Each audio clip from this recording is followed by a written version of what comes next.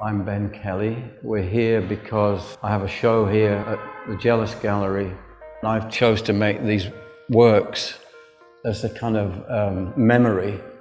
With the Hacienda, one of the first things I realized was that there are these big steel columns supporting the roof of the building that ended up being on the dance floor, and they were kind of hazardous, which is why I painted stripes on those columns in the first instance, which is what we've got here in this room. It doesn't go away. The Hacienda never goes away. It sort of resonated around the globe, and it became a really, really important part of lots and lots and lots of people's lives. I mean, it opened from 1982 to 1995. It's quite a long time for a nightclub. The vast scale I described as a kind of cathedral-like space, and Tony Wilson said that every city needs its cathedral. I'd been working with Peter Saville, and I felt I knew about the ethos and the attitude of Factory and the kind of eccentricities that went with it. Peter really had kind of changed the face of what record sleeves could be.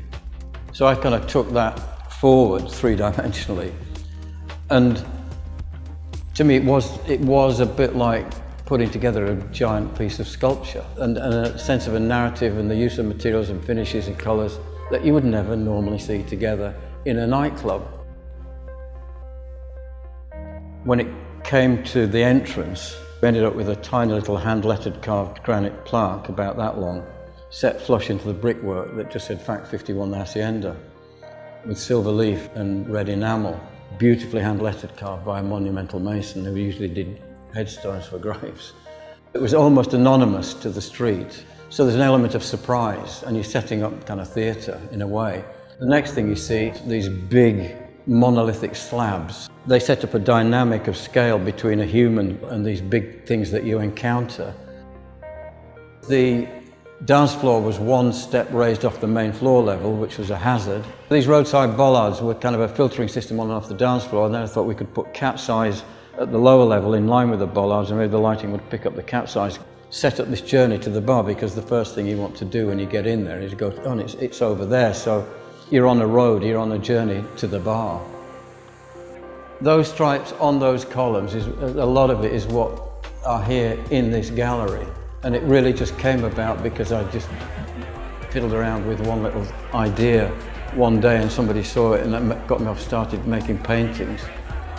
But then when they find their way onto garments like off-white garments by Virgil Abloh, there's a different experience again because you're wearing it. That was an extraordinary thing. You know, he black guy from Chicago, been Kanye West creative director. He'd studied architecture, and he'd seen images of the Hacienda. He'd seen the columns in the Hacienda. He'd seen stripes on columns, and suddenly stripes are on off-white garments. Initially, I was really pissed off. I thought, who is this? You know. But then I realized, no, it's sampling. It's like music with sampling. It's a not dissimilar thing. And we were put in touch with each other, and an amazing relationship grew out of that. It's pretty weird. People kind of thought that's all I'd ever done was the Hacienda.